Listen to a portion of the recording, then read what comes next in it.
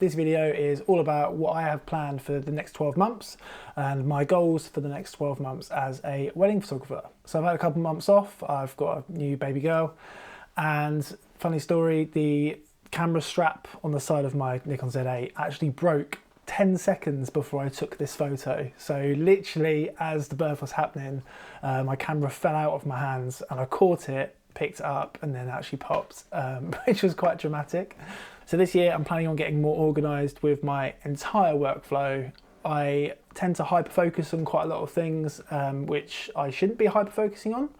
And yeah, I just need to sort that out. So to help this, I'm setting up workflows within my CRM, my Client Relationship Manager Studio Ninja, which is amazing if you haven't got it already.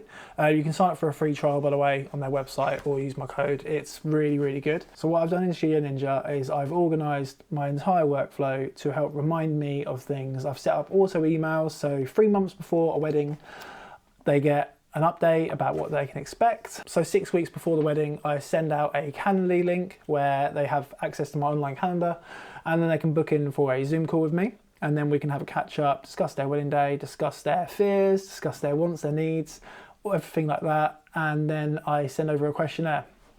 Now the questionnaire is really in depth, and there's also a bit in there where they can add a friend's email address who will be organising the group photos with me. Because of what I feel like my strength isn't really people management. I mean, wedding photography is quite like 90% on a wedding day is kind of like just being a nice person, and 10% organisation really, which is typically organising myself. But to help with group photos, and I don't want to be that guy who says you can only have 5 group photos. If you want to have 10, if you want to have 20, that's totally fine. But to alleviate any stress on the day, I've said, give me one of your loud friends' email addresses, or a couple even, and I will send them an email before the wedding and say, hey, thank you so much for volunteering for this, even if they haven't volunteered for it. And I'll send over the group list to them, and I'll also just give them a bit of a lowdown of when I'm planning on doing it. Then on the day, I can ensure that I've got the group photo list printed out, and then that can be given to them and I can have it as well. And then ideally, we just smash it out really quickly, stress-free. Before the wedding, I will also message the wedding venue just to see if they need anything from me. I very much doubt they do, but sometimes I get asked my public liability insurance and things like that. And I also want to find out what they want. Now, it might sound weird, like why would a wedding photographer ask a venue what they want? But some venues are new, some venues need, I don't know, more content of a specific thing, like an area of the barn, and it just helps build that relationships. And then afterwards, I am going to approach more venues this year to ask to be one of their recommended suppliers. Because I'm actually only a recommended supplier at one wedding venue, and it is actually the only wedding venue I've ever asked to be on their list.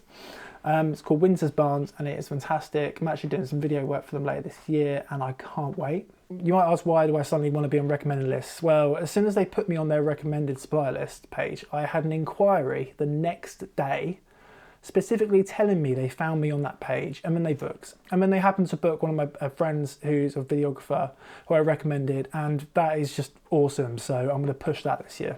I mainly shoot with the Z8 and this lovely piece of gear, the Nikon 50mm 1.2, which doesn't want to go in focus. So what does that tell you? So I'm gonna mainly use that lens this year, but I also am planning on buying a Nikon ZF, and I'll probably have this with the Z8 because of it's nicely balanced, and then I can have like my 35 or 24 with the Nikon ZF. Now you might ask, why am I not getting another Z8? Well, my hands, my wrists on a wedding day, especially after like 9 hours, they really feel the brunt of the weight. So I'm just going to plan on having a ZF, which is a lot lighter. And it's basically, you might say, oh, it's not the same camera. It is basically the same camera for me. For a wedding photographer, it is exactly the same. I don't need 4K 120 uncropped or whatever the Z8 offers. I don't use the full specs of the Z8. Maybe I should, but realistically, I'm not shooting, fast action. The autofocus is sublime. It's awesome for me. Yeah. Another thing on a wedding day is I plan on being a lot more concise with portraits. So I brand myself as someone who you'd book and I won't change anything about your wedding day. And the portrait session is basically your time. And I'm coming along with you, and it's just an opportunity for the couple to actually spend time together. And then I'll get some photos and things like that. But this year I'm gonna plan on being a little bit more directive, but a bit more, but still natural, but a bit more intentional. So I have set photos for each wedding and I know what to get. Like, I don't have a shot list before a wedding day. And I know some people say, oh, I will take photos of the invites, the shoes, the cufflinks and flowers and things like that in the morning. But in my workflow, I've added, if you want me to take some photos of that, then I put it onto the client, because of otherwise on a wedding day, it might slip my mind or other things might be going on, and you know, you never know what's going to happen on a wedding day. So I say, like, can you please put it all in a shoebox, and then as soon as I come in, just hand it to me, and then I'll take some photos of it. And then obviously I turn up and I'm not shooting straight away like them and things. Maybe people aren't getting ready like as fast as they'd hoped, and it just adds, you know, alleviates a little bit of stress. And another thing on a wedding day, I'm going to continue, where is it, to use my trusty Instax. There you go, my Instax printer. So what I do on a wedding day, when I have some food or everyone's sitting down with food and I just take a couple of minutes to myself, I show Wi-Fi from my camera to my phone using SnapBridge, and then I'll print some out. So I have these awesome, these are my old ones from last year, from Layer and Soul. They're like cork envelopes. I bought these, if I can, there you go. So as a nice surprise, I can pass the couple one of these. So the inside there'll be some photos, and it will just be it'll be like memories of their day straight away, where they can just walk around the wedding. I mean, like, it's really nice to give people them because of they instantly see what they look like on their wedding day, and it kind of makes them feel like, yeah, I've trusted the right photographer to document our day. And just passing people photos from their ceremony that day, like, yeah, it's really cool. Sometimes they get some tears and they'll get a really nice reaction. And then of course they go around the whole wedding and they show everyone, and everyone says how great I am, which is quite nice. Yeah, so I'm going to be continuing doing that, and I'm going to buy all the film earlier this year because of last year. There seems to be a bit of a stock issue. I think it's because of in the summer, people are typically buying more Instax film because of they're doing more stuff. And obviously wedding days, sometimes people have their guest book using Instax photos. So I want to be buying a lot of that in the next couple of weeks. Another thing I've picked up for portraits, by the way, is this lovely stuff called Atmosphere Aerosol. And what it does, it's just, imagine someone with a vape pen, I guess, and then just putting loads of vape everywhere. It looks nice in photos sometimes, and I've got this massive can. Apparently it lasts for a good few minutes anyway. I think like total like spraying time's like 6 minutes or something. I'm not too sure on that, but it was well worth £10. So because of I can't dictate when portraits are necessarily in wedding days and where light is, if I put someone, like I'm heavily inspired by Gabe McClintock recently, and he puts people in really harsh light backlit, and then he can like spray it atmosphere. So I'm not actually sure if he does it, but it looks so good. So that is what I'm gonna do. I'm gonna try to do it every wedding, so we'll see. So when I get home from a wedding day and import both cards, I am now going to, instead of use Lightroom, I'm going to use Aftershoot, because I've got the new update and it is awesome. So what I'm going to do is I'm going to import it straight into Aftershoot. It's automatically going to back up to another drive. It's also going to back up to Backblaze, which is unbelievably handy online storage, sorry. And that updates to the cloud, and it normally takes a couple of hours for a whole wedding to be uploaded. I've got quite good internet, and then that's just another thing off my mind. It's all nicely backed up, and then I'm going to wake up and I'm going to cull it, and then click edit with my profile, which I built up using quite a few thousand photos. If you're not familiar with Aftershoot, like they take your editing style and replicate it basically, so you don't have to spend hours and hours and hours fixing things. Everything's basically correct once you get it back.